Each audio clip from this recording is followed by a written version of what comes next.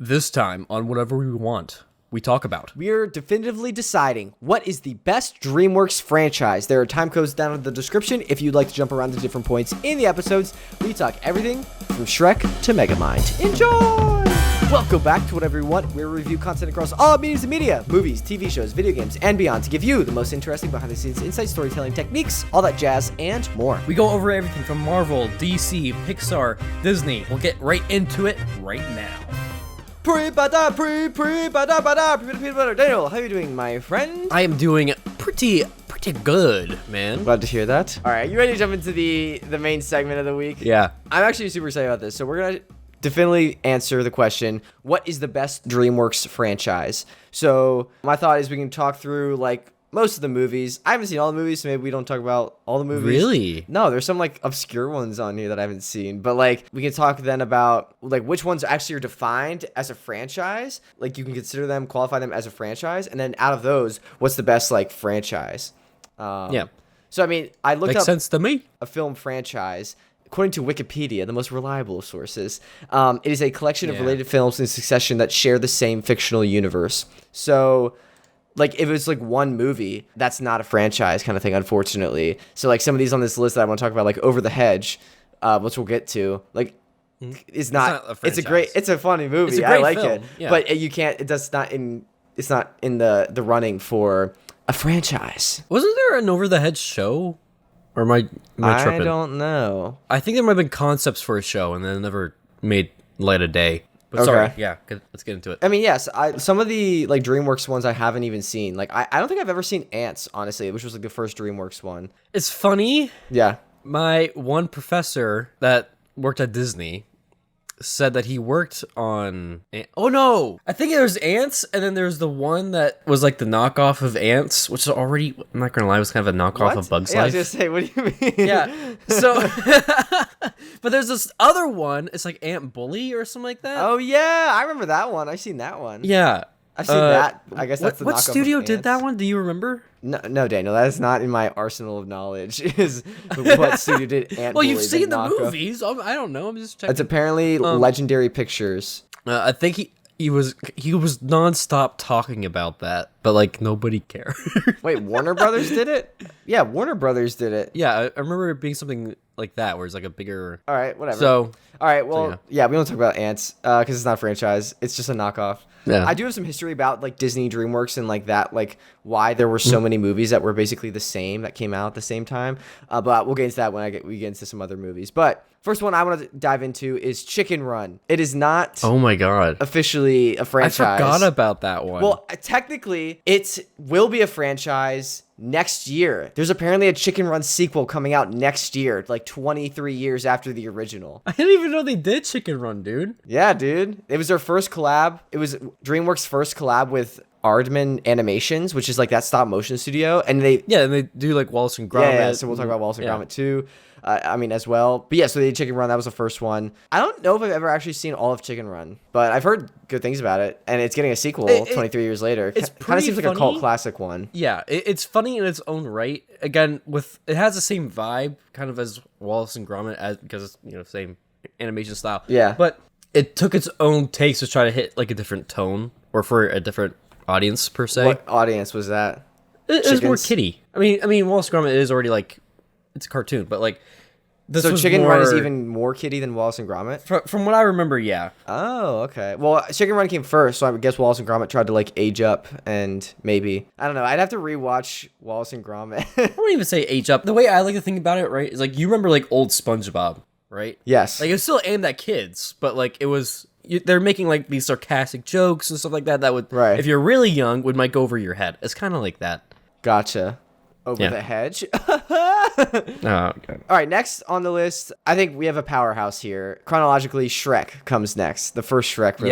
Yes. And honestly, this could Shrek very train. much be like the number one. Like, we could have solved it here.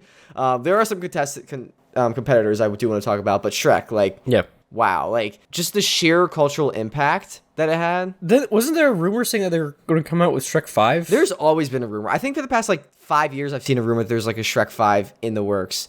Technically, there's already been 5 Shrek movies, if you include the Shrek the Halls holiday special movie they released, plus there's two Puss in Boots movies. Actually, in a month, then the second Puss in Boots movie comes out. So this whole franchise has 4 movies, then the holiday special, and then 2 Puss in Boots movies. Is there also a Halloween special? I don't know if there's a Halloween special. No, there definitely is. I remember there being a Halloween special. Like, but I don't know if it's a movie. Yeah, I don't think it was considered in that movie list.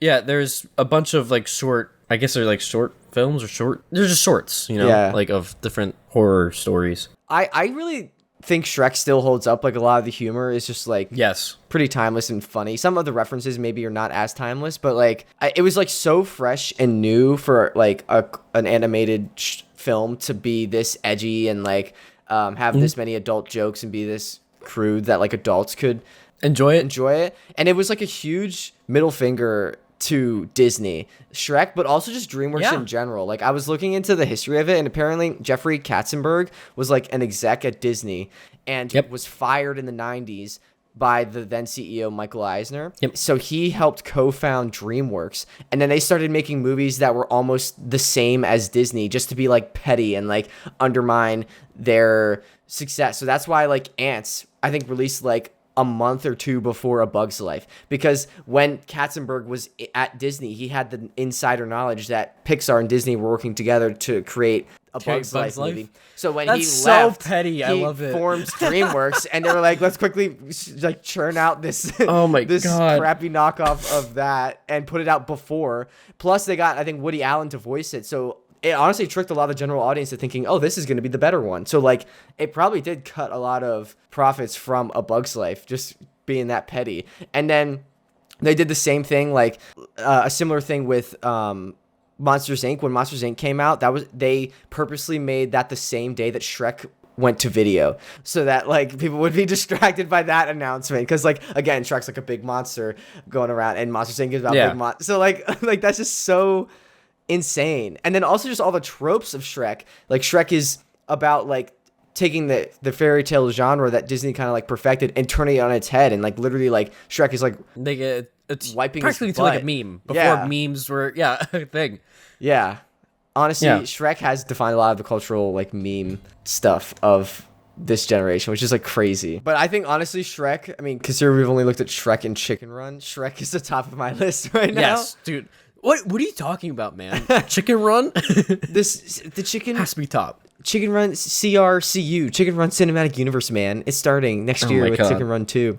I really want to rewatch Chicken Run. I do have to give just Chicken Run and that whole studio props, because stop motion is like literally insane. Like, it's so hard. The amount of especially when it comes to effort. stylization of like what you're shooting for. Yeah. Shrek. Any last minute thoughts on Shrek before we jump to the next one? Well, are we talking about like entirety of Shrek here, or are we just talking? No, yeah, entirety of Shrek. Because here's what I think. I feel like Shrek started off strong with 1 and 2. You think it 3 declined? and 4, and then the rest kind of started to decline. I feel like that's important to talk about. Okay, I mean that's fair. I don't think I've seen all of 3 or 4. I have this crazy phenomenon, especially back in the day, like when Shrek was out for maybe like 10 years, and like I still had like cable.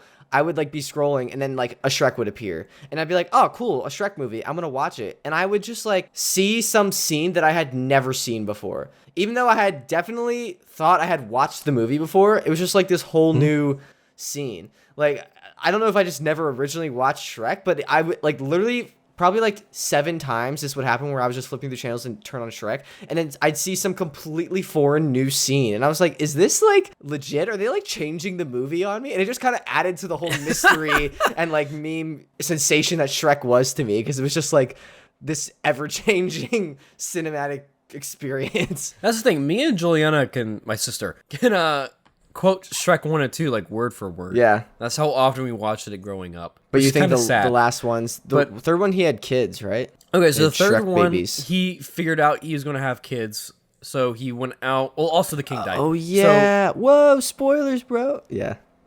How old is Shrek 3? Oh yeah, the frog croaks. Somebody better be dying. The smash cut too. I'm dying. Yeah, that is it. I remember that part. I don't know. Shrek 3, I think, still kind of holds up for me. It still holds up, definitely. But, like, I don't know. It started going down a little bit towards the end. Okay. Because it was Prince Charming again, being like, this kingdom is mine. I'm going to make a giant play about it, apparently. Like, it was okay. You're selling me on Shrek, dude. I don't know. Maybe you're just your impersonation, but...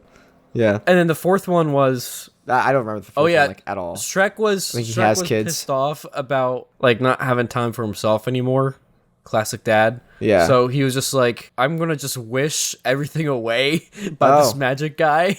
I think that's like all of Shrek is just he's not happy with where he's at in life and then has to learn to accept that. Like that happened when he turned into a human too. Yeah. I think that's another reason why 4 kind of felt like a repeat of 2. He should have already had that. Yeah. You know what I mean? Like, okay, his like the character lesson. already felt to that point. Gotcha. Yeah. So. All right. Well. Yeah. I have another one I would like to jump into. This is not a franchise, but it's just like a fever dream. Shark Tale was also a DreamWorks production. Yes. Okay, that's the thing. I wish it was a franchise so much, dude. It took so much from like the idea of like a world where fish are able to speak and they have communities, like they have schools, you know? Yeah.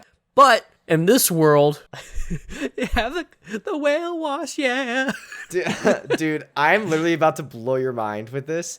I was talking with my roommates last night, and I didn't realize this, but apparently Martin Scorsese, the Oscar-winning director Martin Scorsese, voices a character in this. He voices Sykes, he the boss? the pufferfish. Yeah, like the boss. Yeah. That I had no idea. Well, that's not the only thing that's gonna blow your mind. But anytime now that Martin Scorsese like pipes up about like, Marvel's not true cinema, I'm gonna point him to this. Be like, is this you, King? Is this you, Chief? This is peak. It's like that Markiplier like clip where it's like, this, I love everything about this. This says everything about me as a person. I can't take full credit for that joke. That was my roommate Brett's idea.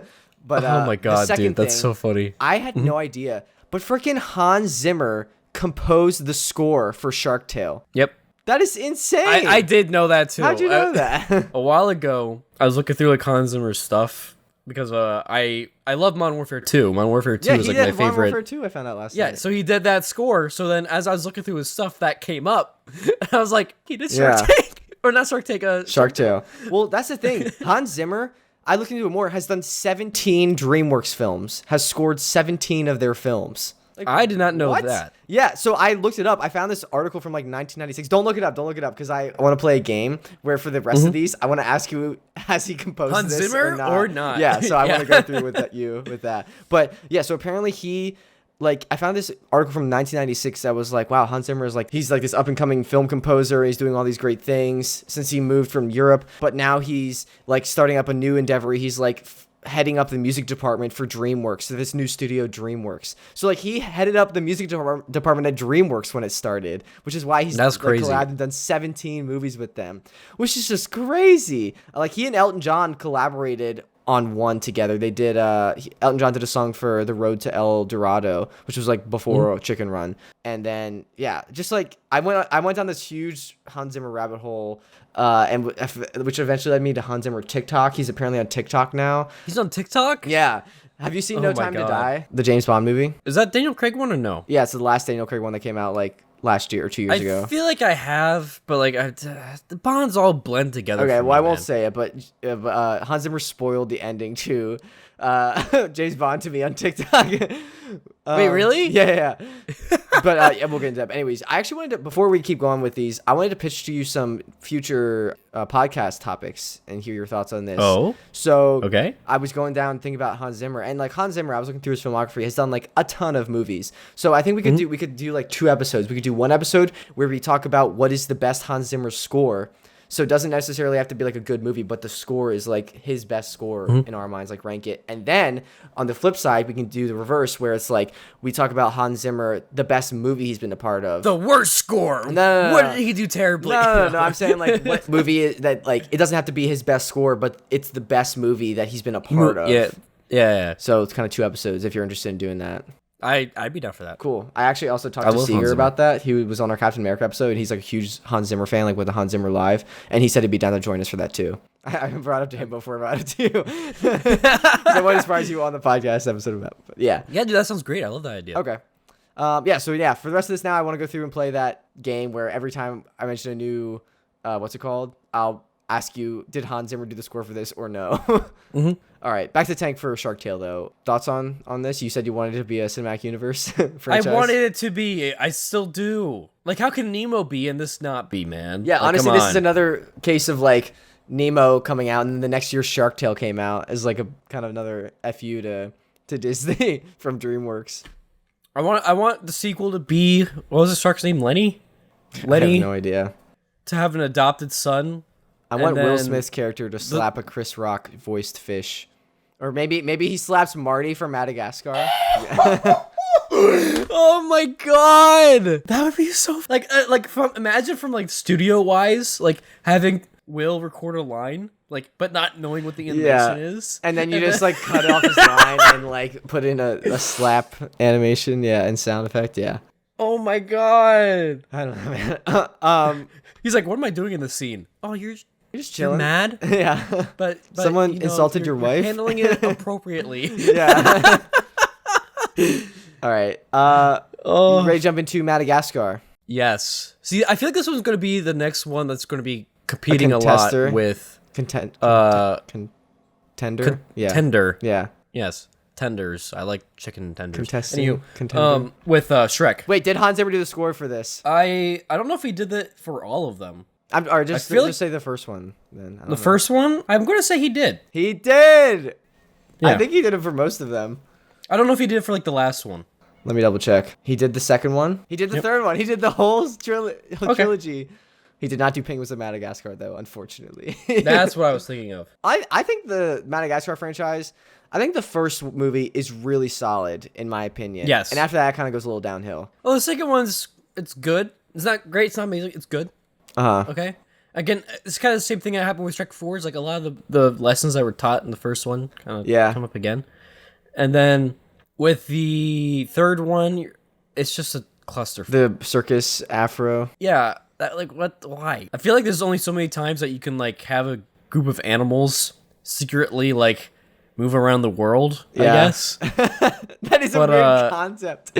What if we have traveling animals that just get into all sorts of adventures? This is this is the first one since Shrek that like took off into a franchise. Yeah. I definitely think it's like on the list, at least like qualifies for a franchise. You know what made me realize it was Hans Zimmer that did the ones for Madagascar? What? The music, like the cues for the penguins. Oh, okay. Like when they like the wah, and then it's like when they like pop out the holes or whatever. Oh, okay. It's like all dramatic. Wow, that was like I was listening to Hans Zimmer right there. No, like just the way that he knows how to switch up tones like that, you know? It's like have its own feeling. Gotcha. It is crazy. I'll talk about it later with some more Hans Zimmer stuff. All right, you ready for the next one? Yeah. Next chronologically, Wallace and Gromit appears, which is not really a actually, it kind of is a franchise, right? Like there's other Wallace, but I think this is the only one that DreamWorks like produced and like at least on their like official list. But I think they helped like collab and were like partners in the other one, so I still want to consider it. But did Hans Zimmer do the score for Wallace and Gromit, Daniel? Did Hans Zimmer do the score for this one? I'm actually having a hard time remembering the sound from this, so I'm going to say no. You are correct. It was Julian Knott. So not Hans Zimmer. This is a great movie, I feel like. I need to rewatch it. I just love the animation style. Again, this is Aardman animations. I need to rewatch it, honestly, because it's been so long. I mean, like I said, I had a hard time like remembering the sound. We should have watched it for Halloween. We didn't include this in our Halloween list. It's the Were-Rabbit. We should have. Oh my god. Everyone, retcon our last few podcasts ago. We're talking about Halloween movies. It's funny. I went over to my mom's place the other day and we were watching, I'm not sure if you've seen it. It's not a movie, it's a series. It's like an animated series on Cartoon Network for a bit. It's called Over the Garden Wall. Oh, no. Is that like Over the Hedge, but different? No. About these two brothers and they're in the unknown, and I can get into it. It's kind of like its own thing. But the music for it is what I wanted to bring up for it. Is beautiful. Do you know who did the music for it? Serene. I have no idea who does it, but you should give it a listen sometime. Okay. Over the Garden is what it's called? The Garden Wall? Over the Garden Wall. Okay. Yeah. Cool. Well, speaking of over stuff, the next thing on my list is actually Over the Hedge. Transition! Did Hans Zimmer do the score for this, Daniel? Yes. No, he did not. It was... What? Rupert Gregson Williams. Damn. Why are you like so upset about that? Because I remember Over the Hedge, like especially like in the end, whereas like all the alarms going off, it gets into like the big chase scene. Like I remember that being like intense. I'm like, that seems Zimmery. Okay. That's the thing. I don't think Hans Zimmer really has like he's like a jack of all trades, which I do want to talk about eventually. But oh no, like again, he knows how to set different tones and how to make. He's a musician that deals a lot with feeling, which is important. Yeah. Did you know who voiced the squirrel for this? I'm bad with names, you know that. But if you say the name, I'm definitely gonna be like, oh yeah, I knew that. Well, then you obviously didn't know it. Like I see the face. What's the face? I know the. Describe it. It's like this like tall white like scraggly dude. That's false. And he's got because Steve Carell's Really? not tall. Wait, it's Steve Carell. Yeah. He's the squirrel. Who am I thinking of? I don't know, but Bruce Willis is I don't know. the turtle, I think, or the or is I he knew the that. raccoon? I don't know which one he is. He's one of the main ones. I think he's the raccoon because that seems more like a Bruce Willis character, honestly. Okay. Would you? It's been a while since I've seen over. I feel like I'm mixing up the voices too. Would you want an Over the Hedge sequel? Here's the thing: if you're gonna do an over the head sequel, you need to make it. Oh, he's the. How did the? Bruce Willis is the raccoon. How did it end? They get over the hedge. No, I think They get over they the- like kill the exterminator, or like doesn't the like Yeah. truck explode and the lady's like hairless, and I think they get like enough supplies for Hammy or Steve Carell saves the day because he found all of his like nuts he stored for winter. Yeah. So what would be the? I don't know. It could be them in winter. I'm like trying to think about like how you'd No, advance. 'cause I they'd don't be want to do hibernating. another. Maybe they like their whole even their like, remaining plot of land gets like destroyed, so then they have to find a new plot of land. They have to go over the hedge again, but forever Over the yard. over the yard. I'd be okay with it just being its own thing. Not Yeah. gonna lie. All right. Next, Flushed Away. Did Hans Zimmer do the score for this? Yes. No. Harry Gregson Williams. I don't know if there. Dang. I'm wondering if that's related to Rupert Gregson Williams, who did Over the Hedge. I'm guessing so. Again, not a franchise. I did look up if there was a Flushed Away 2, and there was a 2-movie collection where you could buy a bundle that included Shark Tale and Flushed Away together.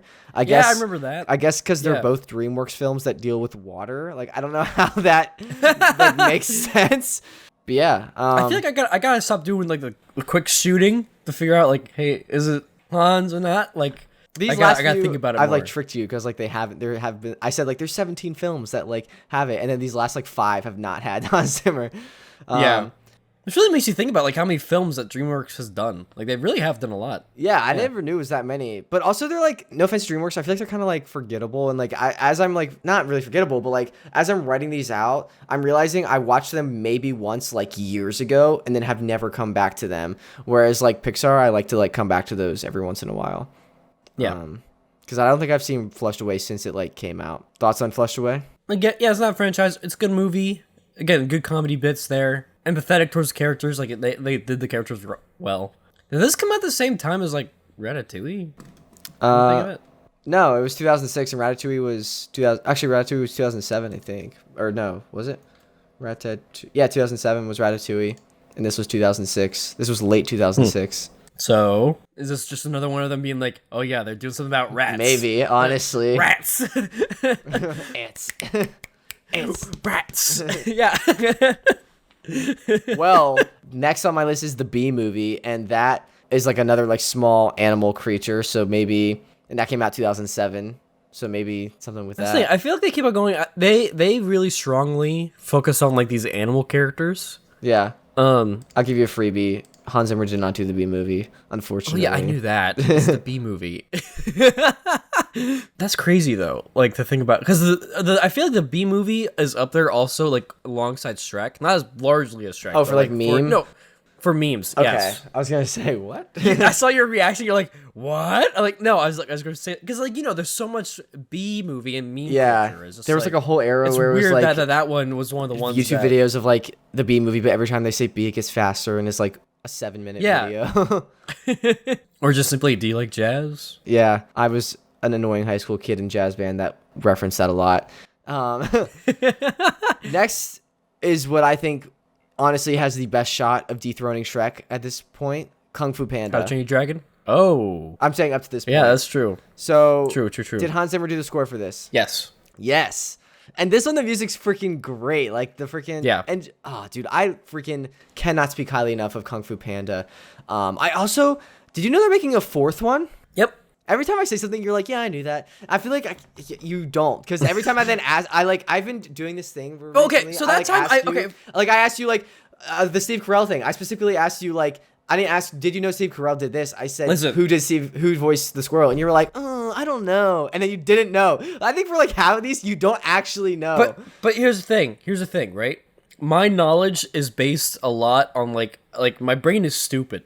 Everybody you can't knows be this. like, I So I have a feeling. I'm like telling you a fact, and then that you're I like have convincing a yourself that, neural oh yeah, I pathway probably knew to that. that knowledge. Nah, that's BS. Listen, I feel like I have it there. So if I feel like I have it there, I'm gonna have the confidence of being like, I can find it. It's like going through your room. Your room might be a mess, but you might know where your shit is. You know it's in there somewhere. I'm calling So you bull. try to find it, but then you realize it's not in there, and then you're like, oh man, okay, it's over in the kitchen. Or maybe it's over. You don't make over good at TikTok somewhere clips else. anymore, Daniel, because I don't have reactions to do anything. Whatever. Fine, you've changed. Sorry, man. I'm sorry, I'm not contentable. So August of this year is confirmed that the fourth Kung Fu Panda movie is releasing on March 8th, 2024. But not only that, apparently the plan for Kung Fu Panda, it was recently announced, is to be 6 movies. So like they're planning on making a whole other sequel, other trilogy of 6 movies. total? 6 total. 6 so more? They've done 3, and they're planning on doing another 3. So they're doing like That I did not know. Thank you. I genuinely thought they were only doing one more. No, so I thought. Well, I don't know if it's like official confirmed, but like there was an interview like a while ago where apparently, and also they announced it, or there was like an article that came out like when this fourth one was announced that like they're really trying to push for a 5th and 6th movie, because apparently the plan is to do the first trilogy was like the student trilogy, and this next trilogy is going to be the master trilogy where he's like a master teaching it to like his son or to someone else. And I think that could be so sick. That's actually really cool. I like that idea a lot. That honestly might have edged it out. If they pull it off, that would propel it to my number 1 spot. The KFPCU, Kung Fu Panda Cinematic Universe. And in that case, I feel like the way that they're dealing with animals, again, as their protagonists and characters, is being done the best. Like, for example, Madagascar, they're just animals, right? Uh-huh. B movie, kind of same thing. Like, it's a bee, you know, like in a human world kind of thing. Yeah, but in this case, these are animals. Yeah, like they're in an animal world. in their own human. Yeah, they're humanified. I don't know. They how have their own like shop for noodles. Yeah, that's how you know they're humanified. You know what I mean? Like they have their own societies and culture. Yeah. Well, speaking of the culture, I do like that, like all the Chinese culture and influence that they like take inspiration from, like the Eastern actual like kung fu history and like lore that they take inspiration from. Like I think they really have done the source material very well and didn't make like a cheesy kung fu movie. And freaking Jackie Chan voices Monkey. Like that's sick. Yeah, like come on, bro. You got Jack Black as Poe. Like come on. I think this honestly might be like my franchise winner. I have to reassess the end, but this is up there for me. Next is Monsters vs. Aliens. Not really franchise. They had a TV show though, so could make an argument. Did Hans Zimmer do the score for this? Oh, that's a tough one. I want to say no, but I feel like if I say no, it's going to be yes. And vice versa. You need to give me an answer. I'm going to say no. You're correct. It was Henry Jackson. Only one film. Bob, the character Bob, brings it up 1 point for me. Because I like his character. Again, this is one that like I really liked when it came out, but I haven't like gone back to rewatch. So, yeah. Yeah. No, yeah, I get that. It was a funny movie. Like again, they have good bits, but yeah. I do commend them because, like you said, there has been a pattern of like animals. This one's not animals; it's monsters and aliens. So yeah, true. They were changing it up. Yeah. So yeah. Next, another one that could very much dethrone How to Train Your Dragon. Did Hans Zimmer do the score for this? Yes. No, he did not. Wait, what? Oh my god. John Powell. Good job to that guy then. John Powell did the score for How to Train Your Dragon, which is freaking. Dude, that's he did an amazing job. He did an amazing job, dude. I love how you were originally we thought like, oh, it's Hans Zimmer, just a typical Hans Zimmer, but when it's like like someone who we think is like someone else, like not that legendary status, we're like wow, that's like incredible, congrats, man. Yeah. Yeah. Well, you know, it's different. There's different perception of tiers of artists, right? And this is just in general, you know? Like, if there's somebody off the street that's drawn like Picasso, you're going to be like, okay, it like, looks like a Picasso. But it's different when it was actually Picasso in his time doing it, even though he's a big asshole. But you get my point with that analogy. Okay. Right? It's how the artist and the art is perceived, like, together. Yeah. So, yeah. I mean, I actually don't think I've seen the third How to Train Your Dragon, which I think is like a crime. Really? But, yeah. What are your thoughts on this trilogy? So the trilogy altogether, like the way they did it, I feel like I like all the stuff that they've done so far. This is the one that kind of like wraps around the character's life the best because we were able to start off with like how the world is really like again like anti-dragon, I guess you could say, because they're constantly being hunted by dragons and then they're hunting them back and like killing them and yada yada. So, but then we start seeing the relationship with that grow to then how does this relationship lead to more benefits into the later films, and then in the third one getting to okay, what's the right thing to do for the dragons, right? And again, just how does that whole community and our main characters here work to then like with their own internal struggle of how can I let go, which is like a very like tough emotional thing to like deal with. Yeah. Especially if it's like the right thing to do. So all in all, I think just communally seeing as like the characters grow together. Yeah. Best series. Cool. Kung Fu Panda is It also has that though, like it has that, but I don't think you it's think How to Train Your Dragon does it like to a better extent, better level. Yes. Okay. Yeah. It's like more personal, at least from what I think. Okay. Maybe I wonder how much of that is also like because it's humans you're relating to versus animals. I don't think that's like a huge part of it, but I wonder if that's impacting it at all. Just curious. It could be. All right. How to Train Your Dragon. That is a quality franchise. Like the freaking music again, John Powell did a fantastic job. I need to watch the third one. You really do. The cinematics and just the visuals of when they I don't want to Hiccup spoil has a it. beard, right? Yeah. Yeah. But just the visuals of like when they get to different locations. I don't want to spoil anything. You probably already seen like clips and stuff. I don't know. Yeah. It's beautiful. Very beautiful. That was like the last like major franchise. There's maybe one more we could argue for, but I kind of want to go through the last few movies before. Like there still are a lot of movies that have come out, but I think this is at the point where like we kind of stopped watching, so I don't think we have too much jurisdiction over it. But there's one we did watch, Megamind. Did Hans Zimmer do the score for Megamind, Daniel? I feel like he did. Yes, he did. Yeah. Hans Zimmer did the score for Megamind and Inception in the same year. Like these both came out 2010. Like, what the actual heck? What a goat, dude. Range. Like, that is actually so impressive. He is the GOAT. I just want to see when the actual release date. Yeah, so Inception came out July of 2010. Megamind came out November 2010. Jesus. That's actually That's crazy. a lot. Yeah. Freaking Megamind is like it's a quality movie. Like again, the villain. I think like it's a good like villain story, and like I feel like a lot of superhero movies could honestly take some inspiration from it, because of like how to make a villain like appear good and like a good arc over the course of the movie. I think this was done well. Yeah, no, I totally agree. Like it was a totally different take because they were like, what if we make the villain the protagonist? And in that case, it really starts to open up questions about how should we portray these characters in ways that kind of break the stereotypes. Yeah. To create more dynamic stories. And I think as Mimi, again, as Megamind is, I think it did a really good job of that. Yeah. But yeah, unfortunately not a franchise, it's not a second one. It is up there for my top DreamWorks movies, though. If we were just doing movies. Next, I think we have to at least mention Trolls because it is a huge franchise, but I think that's kind of after our time. Like my baby cousin is like a huge Trolls fan. I've seen like clips of it. Yeah, I'm not. That's not a movie I'm gonna sit down and watch. Not gonna lie. Did Hans Zimmer do the music for this, Daniel? This one is like a musical. That's what makes me. Trust your intuition. You said 17? I'm trying to do like numbers here.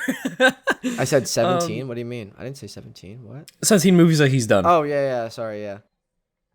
I'm trying to count.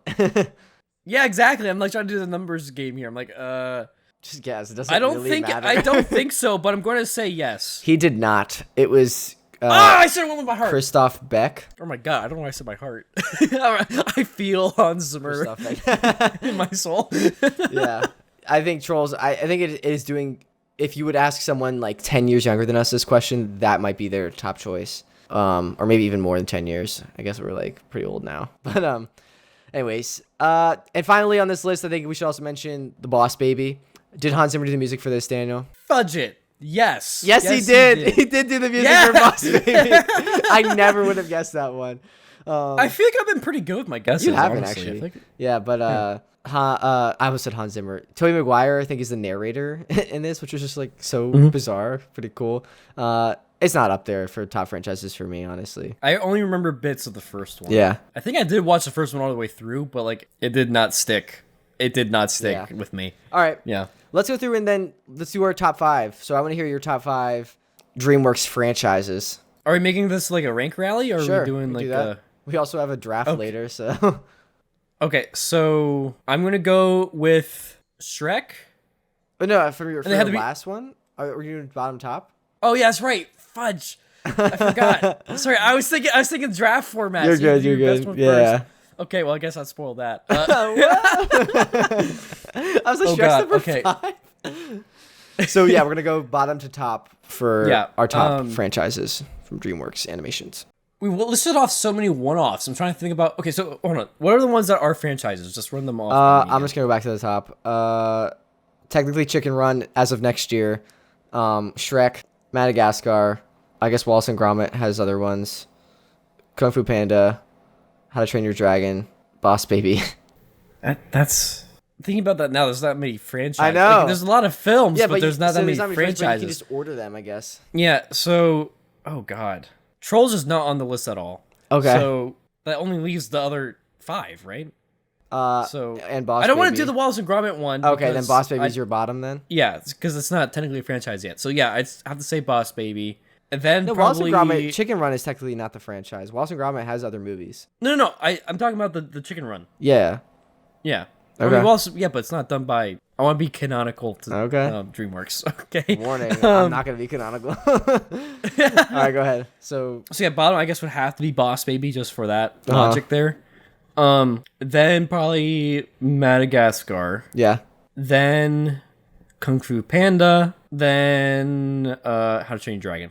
And then Shrek for number 1. Gotcha. Okay. My list is actually slightly different. I am putting Wallace and Gromit as my number 5. Then I'm going to have to say Madagascar. I don't know. It's like a good franchise. Just like I think the second and third movies are not great in my mind. Yeah. And then honestly, I have Shrek at 3. It did so much for like meme culture and everything, but I just never got into it as much as like these other two. Like I think How to Train Your Dragon, that's my number 2. How to Train Your Dragon is my number 2, and it's just like such a cinematic experience that like it has to be above Shrek. And Kung Fu Panda's your number 1. I love Kung Fu Panda, dude. It is such a great franchise. Like it is fantastic. I can respect everything there, minus you like disowning my boy Shrek. So you say I should have Shrek at my number 1 and then just shift everything it doesn't down. even number. You can have. Okay, here's the thing. I feel like for you, you could have had Kung Fu Panda, then Shrek. That's actually that was my Kung Fu- original list, but I felt like I was snaking How to Train Your Dragon by having it at number 3, so I pushed it up. All right. Oh man, Shrek, he did him dirty. You know, Shrek and How to Train Your Dragon are like interchangeable at 2 and 3 for me. Okay, does that make you happy? Okay, that's more fair. Okay. I feel like that's a lot more fair. All right, ready to jump into TTTT. Yeah, what we got? Oh wait. So sorry, just definitive answer of best DreamWorks Animations franchise. I say Kung Fu Panda. You say Shrek. Cool. Yes. All right. Shrek has its flaws again in later films, but we first 2 are powerhouses. Man. They're so strong. Can't mess with the OGs, dude. Yeah, they're like onions. They have layers. All right. TTTT, totally true trivia tidbits. So, did you know that in Into the Spider-Verse, the animators had to break their New York City model to make the hero shot work? Didn't I tell you that? No, I saw this on Insider. Jake, I was there at the SIGGRAPH conference when I got this. I saw the Okay. CGI breakdown in person of this. And it's pretty cool, actually, because the way that they do it for the hero... You're talking about the shot where Miles jumps off the side. Yeah. And it's actually like all the... So what they did to emphasize the buildings... Dude, I'm Spider-Verse! This is my bit! Well, I did the research. So, I was there in person! I wrote out a script. Take it away. You can add to it at the end if you want, if that's cool. Go ahead. So, when the team was creating the movie, a normal New York City 3D environment wasn't creating the effect the creatives wanted. They knew the shot of Miles ascending had to look incredible to sell the most important beat of the story. So to achieve the stylized look, the designers created a city with skyscrapers that could not possibly exist in the real world. They created models that were up to like 8 times the size they would actually be and staged them at different like abnormal angles that would literally be impossible to have in real life. But they designed it so that from the perspective of the camera, the shot was perfect. Like everything lined up and created a moment that is like unmatched in cinema history. And like you would never know looking at it that it was like this impossible broken version of New York City. How did I do, Daniel? That's pretty good. Thank you. See, I thought about this a lot. You did it justice. I spent a lot of time writing out that script to make sure I had all the key moments. That's pretty good there. Pretty good there. Thank you. You should. People who are interested, they should look up the visual. I'm gonna make cool a TikTok when you look at with the it visual. from, like, Yeah. Yeah. It's super dope. So everyone follows on TikTok. Yeah. I felt like the Pop-Tart guy there for a second because of how heated I got there after that. The 2002 Spider-Man tie-in. Pop-Tarts, man. Yeah. All right. Ready to jump into the next segment, to draft. Yeah. So this is similar to what we just did with Ranked Rather, where we ranked everything in reverse, but this time we're competing and going back and forth, starting from the top going down, so we can try to get the best ones. So we're doing holidays this time, holiday draft. And Daniel, you are first this time. Oh, am I? Okay. Yeah. I did months last time, which actually we just posted on TikTok. Let me see how it's doing. Posted it like 2 hours ago. It's not doing hot. Oh, well. I think you know what my first holiday is going to be. Okay. It's kind of regulatory as somebody who was raised Catholic. Okay. Want to take a guess? No, because I won't be able to edit that well with TikTok. I need clean audio of you being like, I'm going with blank. It's like I make the joke. I'm like, I'm going to go with Lent. No, I'm going to be like, Christmas. Lent. Oh man. Oh, okay, that's good. Dang. Yeah, that was gonna be my first. So I guess I'll go with President's Day then. Just kidding. No, I'm gonna do Halloween. Yeah, that's a good one. Dude, people go hard on Halloween, and it's like really fun. Like you got pumpkin carving and scary movies, costume parties. And basically, it's like all of October is like Halloween season. So I just get like October basically. Yeah. All right, so I'm gonna pick Thanksgiving for my next one. Family, food at dinner at 2 p.m. for some reason. So I think you're going to go two ways here. Both can involve drinking. What? What if I was like Easter? No. I think. Well, I am, but I just want to say I think we should do around Thanksgiving time. We should do a Thanksgiving dishes draft, like for our Thanksgiving episode, if you're down. Ooh, I'd be down for that. Yeah, dude, that'd be sweet. Okay. And I actually just had my mom ship me my turkey hat that I wore last year because I forgot it at home. So I have that prepared. Nice. Do you still? We have to get you the thing again. Remember the like Bo Peep thing you wore last year? Do I still the have pilgrim it? thing? I I think I gave it back to my mom. I think unless That's you right. still have it. That's I don't right. know. Yeah. I mean, I'd be down for anyways, my next one is gonna be New Year's. It's just like a big party. Like, come on. Oh, yeah, I didn't even think about that. Yeah, I think I can go a different way. And also, I really like, we kind of do like this biannual tradition sometimes, if you remember, where we like hike and watch the sunrise on the New Year, which is like kind of fun. Mm-hmm. I really enjoy that. I'm going to say, for my next pick, I'm going to honestly say the 4th of July. Dang. All and right, it's that's not fair. because I'm unyieldingly patriotic, because like it's, I don't know, like, I like America and all, but the real reason, it's like, Jake, you know about my family up in Penn State. Yeah. Able to go up there and chill and it's good, like barbecue drink, have season, a good time. fireworks. Yeah. Dude, that's a solid pick. You need a summer holiday in there. I think I'm going to choose Easter, actually. I know it's not huge for everyone, but my family, we have like some really awesome traditions that we do. Like we used to do like a lot of egg hunts, and we still do it, but like now it's kind of transitioning to like my baby cousins do it, which is fun. And we like bake and all get together for like a big family dinner. Yeah. Fat Tuesday leading up to Easter. I guess I could sneak and lump in there. Get some donuts. How many more do we have left? 2 more? I never count these. I feel so bad about that. I just kind of like go 2 off more. the rip. Okay. I don't really like any other holidays, not gonna lie. So, dude, I prepped. I have like 4 more I could do. I know you do. I'm gonna take one from you. I'm gonna take St. Patty's Day. Oh, that was next on my list. I know. That was the drinking one I thought you were gonna go towards. I literally my description for why I like St. Patrick's Day is because I like it more since I turned 21. Like before that, I saw no appeal in St. Patrick's Day, but then like I spent St. Patrick's Day like when I was 21 with like a big group of my friends in like an Irish pub at Penn State, and it's just like so fun. Just like, but yeah, so that's a clutch pick.